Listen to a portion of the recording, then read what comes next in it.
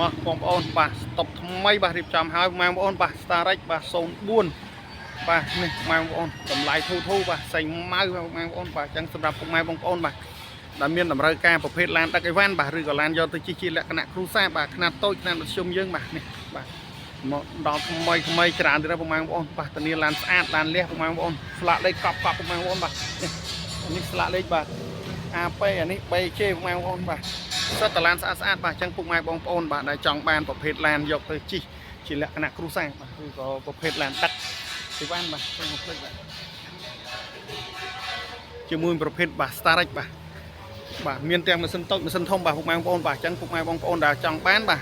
អាចទំនាក់ទំនងលេខខ្ញុំផ្ទាល់បានពុកម៉ែបងប្អូនបាទរស់រាន់ឡើងបាទដែលមានទីតាំងនៅតាមបណ្ដោយផ្លូវ2004ពុកម៉ែបងប្អូនបាទ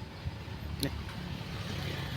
បាទធានាទៅលើម៉ាស៊ីនប្រអប់លេខប្រព័ន្ធភ្លើងប្រព័ន្ធម៉ាស៊ីនជាជូនពុកម៉ែបងប្អូនតែម្ដងធានាឡានថ្មីឡានស្អាតពុកម៉ែបងប្អូនណាបាទ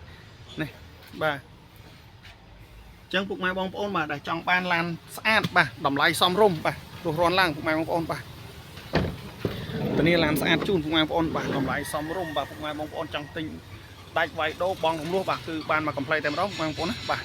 ខាងឃ្លាំងយើងខ្ញុំបាទគឺមានការធានាជូនសម្រាប់ពុកម៉ែបងប្អូនបាទនៅតាមបណ្ដាខេត្តក៏ដោយនៅក្នុងក្រុងភ្នំពេញក៏ដោយបាទពុកម៉ែបងប្អូននេះបាទ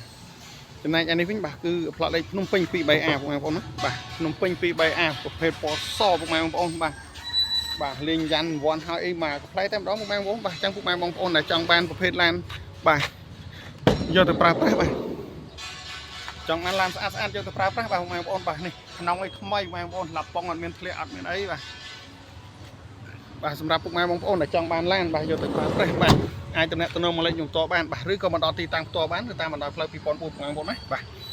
ធានាឡានថ្មីឡានស្អាតឡានលះបាទពុកម៉ែបងប្អូនបាទ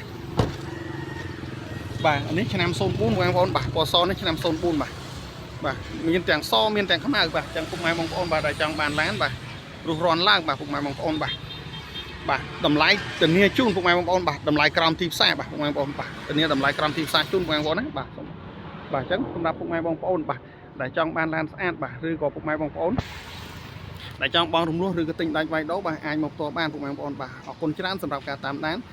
បាទពុកម៉ែបងប្អូនបាទឃើញហើយសូមពុកម៉ែបងប្អូនដែលតាមដាន Channel YouTube យើងខ្ញុំសូមជួយចុច Like Share និង Follow មួយមកបាទបងប្អូនបាទដើម្បីទទួលព័ត៌មានថ្មីពី Channel ខ្ញុំ Spy ទាំងរត់នេះខ្ញុំបាទអរគុណច្រើន